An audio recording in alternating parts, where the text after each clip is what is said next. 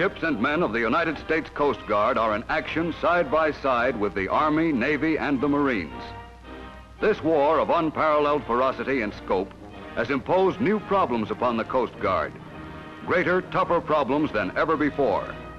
Because global war for the United States means global duty for the Coast Guard.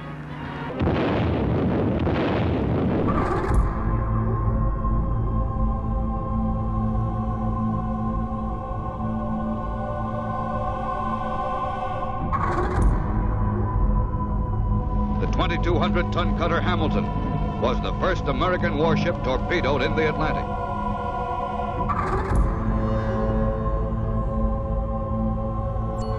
Coast Guard cutters on patrol duty in the North Atlantic were designated to supply meteorological data for ships and aircraft. The Coast Guard has been in the vanguard of attack in every major invasion.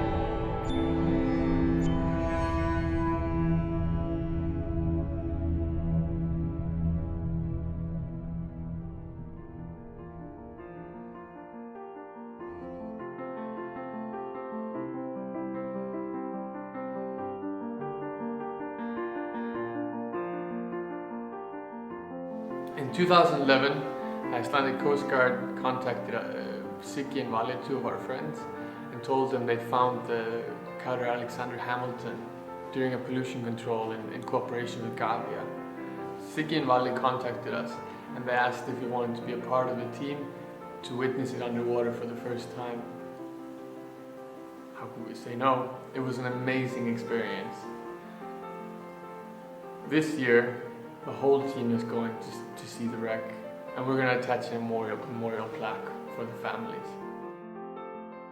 Our point man was Dave Michigan, who was also a family member. And during the contacts with Dave, I think our mindset for this expedition has radically changed. What started as a very exciting wreck exploration became something much more important. It became about the men that served on Hamilton and how we could honoring them and their families. This has been such a heartwarming story for all our team. Seeing the project evolve into what it is now, it's really the opportunity sort of a lifetime for any diver. You know, to be part of something like this is amazing, but to be part of something like this with 4 of your best friends is not a lot of people that get to experience something like this. For the expedition, I was invited along to be support diver. So my role was to make sure that all the team members were safe so they could concentrate on their objectives underwater. Show them the nature above and underwater, along with doing this mission, makes me very proud. We have so much to offer, and it's a hidden country up in the north. So I'm really excited to take them on this adventure.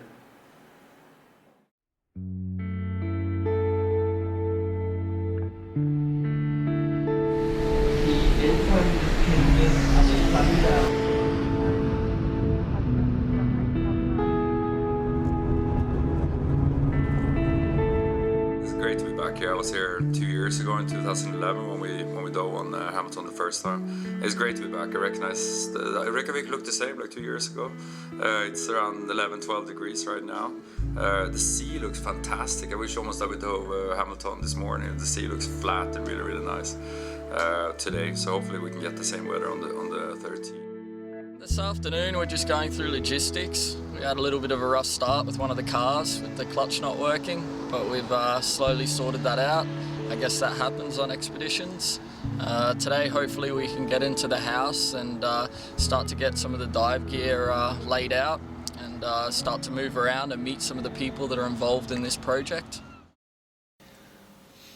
Iceland is my home and one of the most beautiful countries I've ever been to. The topography and landscape is world class. It's a Nordic country of just over 300,000 people with amazing history. It's one of those places people really need to see, and there's not much like it in the world. We met so many great people last year who made this trip possible. It's the local support, thie, Siggi, Valli, the captain. These are the people who really made our trip possible. Tomorrow is going to be the first dive day, so tomorrow we're going to test the integrated diving mats from Ocean Reef that we're using due to the cold and to be able to communicate during the dives, and also the surface communication system and the photo equipment. We're planning to dive on Silfra, which is actually our test place that we're going to dive on due to test the exposure of cold. It's only 2 degrees in Silfra, so this is one of those dive sites that you've been hearing about for years, especially if you're kind of an avid diver. You look around this whole area in Iceland, this particular spot we're in, there's all these ridges everywhere. We've just explored, gone for a walk, and it's only a 10-minute radius, and you can see all these little gaps through the middle of rocks that have water underneath. You've got 20-meter drop-offs, visibility that you can see down to near the bottom that just keeps going deeper and deeper. So it's a pretty exciting place. I'm looking forward to getting into the water and doing some further exploration here.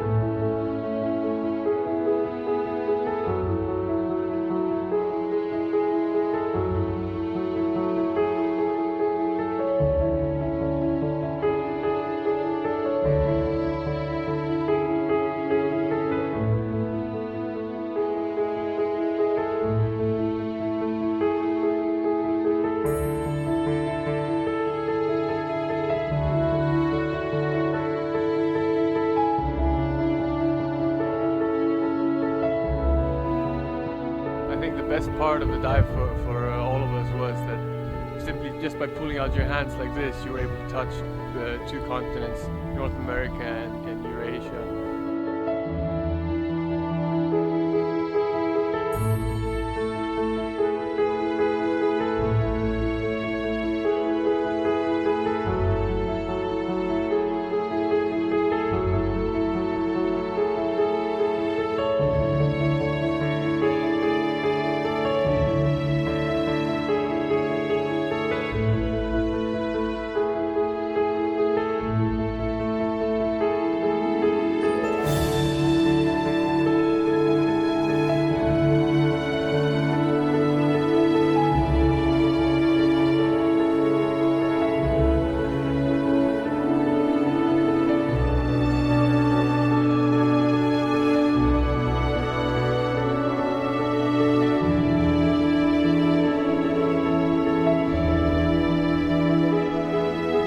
Temperature in the water today was about 3.8 degrees, so pretty cold I must say. I mean, most divers wouldn't normally do a dive more than 30-40 minutes in these conditions, but we managed to do 1.5 hours today, so that was pretty good. It's good preparation for Alexander Hamilton.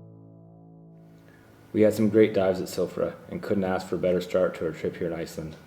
It was now time to visit the Coast Guard, who had been extremely helpful regarding our mission here in Iceland, and take possession of the plaque that was shipped in cooperation with the families and the US Coast Guard.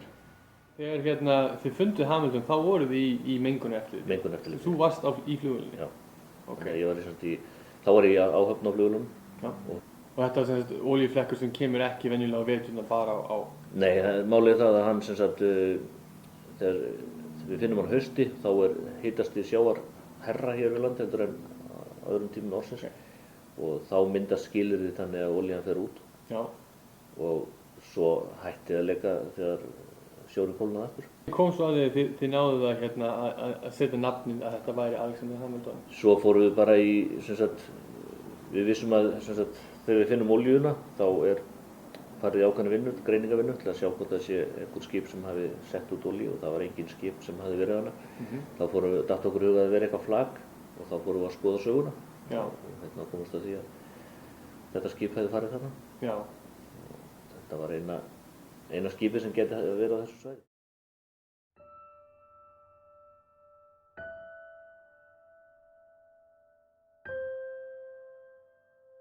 Alright, So we're sitting here with the plaque. We just received it. It was sent from United States by Dave Mitchell. It's actually been stored in the Icelandic Coast Guard for almost a year since it was sent over here.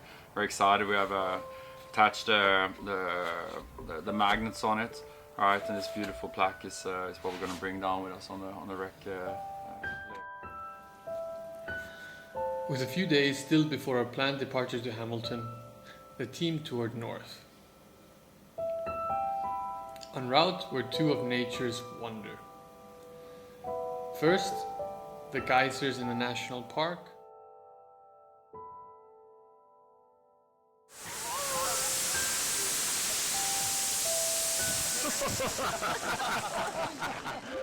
Followed closely by Gullfoss, one of the largest waterfalls in Europe.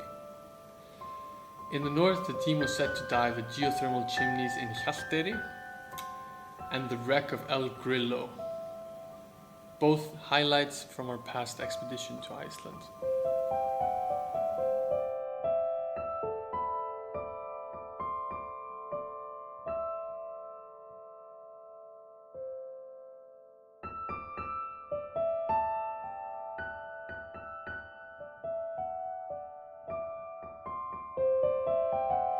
All right, so good morning, everybody. We are very excited. We woke up here in the north for the first morning. Right, we drove over to a place that is very familiar to us. This is in fact the place where we were setting up a base almost exactly 2 years ago. So what's going to happen this morning is we're just filling the tanks right now, and then we're going to go over to the harbor over here and then depart from a Zodiac going over to the chimneys.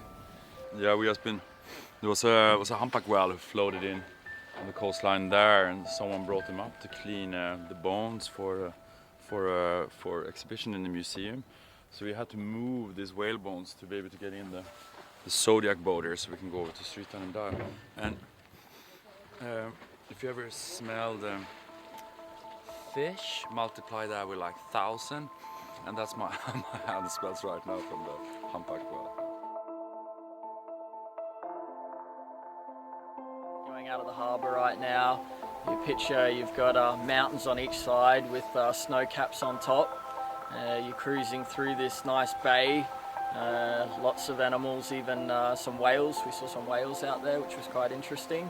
And it's just this fantasy world over here in Iceland. Everything just looks spectacular. It's nature on steroids.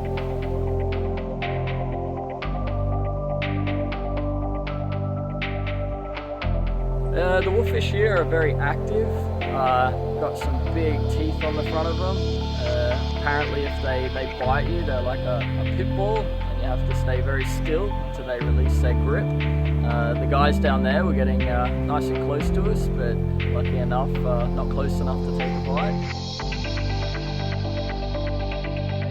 The water temperature was a cool 7 degrees, but as soon as you went over the chimneys where the warm fresh water was coming out, you could definitely feel a temperature change. It was actually nice to have your gloves on top of the chimney just to warm your fingertips up a little bit.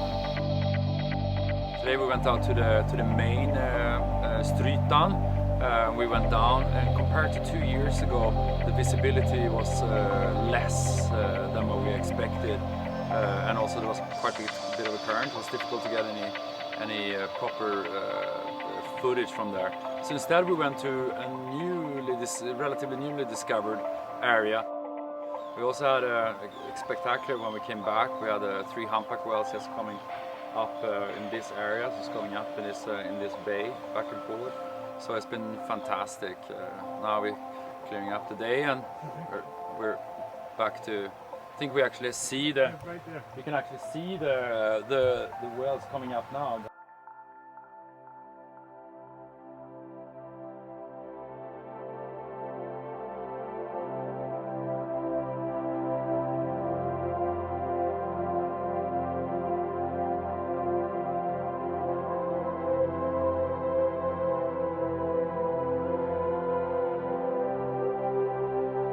Standing right now in the background with the Sigli Fjord in the view. This is not where El Grillo is lying. We had some change of plans. We talked to the search and rescue team up in northeast of Iceland, and they told us that the weather was really bad and the visibility was poor on the wreck.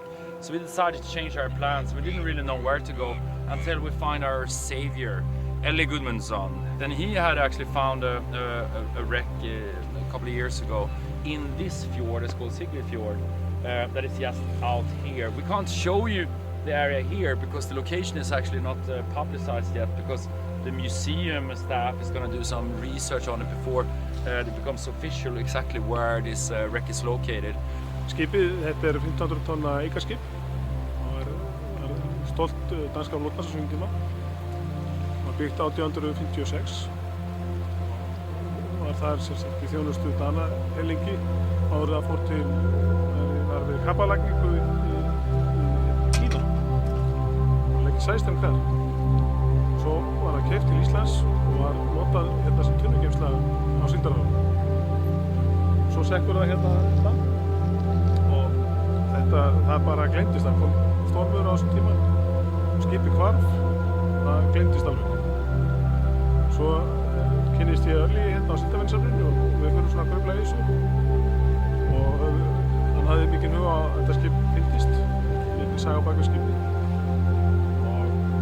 Sjálfur með staflíkneski af skipinu inn á samling á sér og við fórum að leita og það tók við 2 dagar að finna það og vorum að finna það. Svo bara, það er alltaf gaman að finna eitthvað nýtt sem ekki njóta við.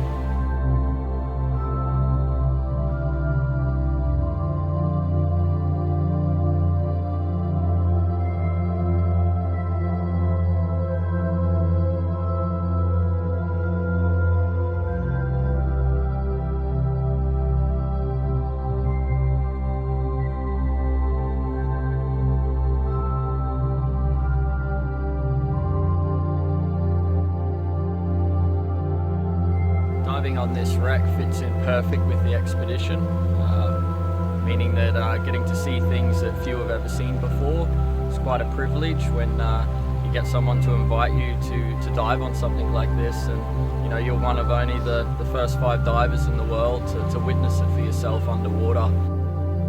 The trip north was great. It didn't go as planned, but we got in some great dives. It was a quick stop at the local historical museum to see the figurehead from the Tordenskjold, which had washed ashore, and then the journey back to Reykjavik, but not before stopping by one of the most iconic buildings in Iceland. Alright, so we're standing here by the tallest building on Iceland, called the Hallgrímskirkja.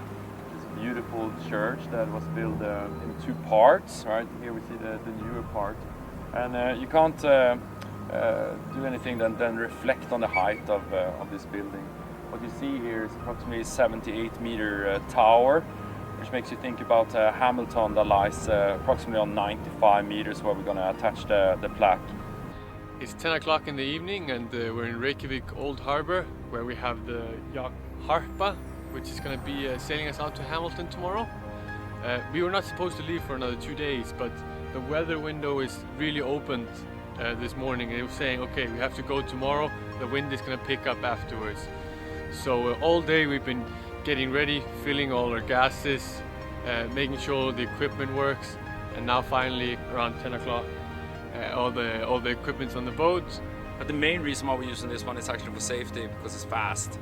So we can come out to Hamilton, which is 28 miles or so outside Reykjavik, in just 1.5–2 hours compared to last time when it took us like 6 hours. So it's much safer. If something would happen in the unlikely event, then we can be very, very fast back, and we can, come into medical attention in recompression chamber and so forth. So it's very exciting. Tomorrow morning is D-Day, right?